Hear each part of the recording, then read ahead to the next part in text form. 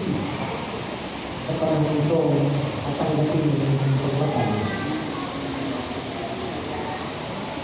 Dakila po namin Diyos. Kayo po ay nagsugo ang inyong anak ang sa Kristo na walang panahon sa isang tiyak na gawain ng pagliligtas ng kaluluwa. Ayon po sa inyong banal na tala, na ang inyong pong anak ay pabalik diyan sa langit. Ang inyong pong mga alagad ay nagkaroon ng kapag-kapagan sapagkat hindi nila alam kung anong magiging direksyon ng inyong iglesia ng iwan.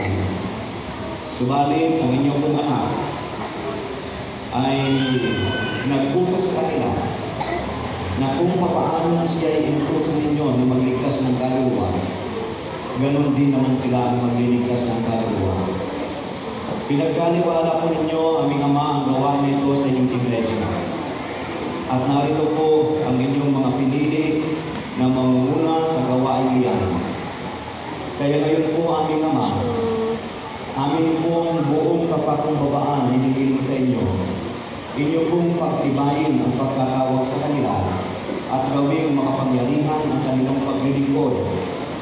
Sa pamamagitan po ng inyong banal na Espiritu, puspusin sila ng karunungan, puspusin sila ng pag-ibig, puspusin sila ng biyaya, katulad po ng nakikita sa inyong anak na sa Yesu Kristo.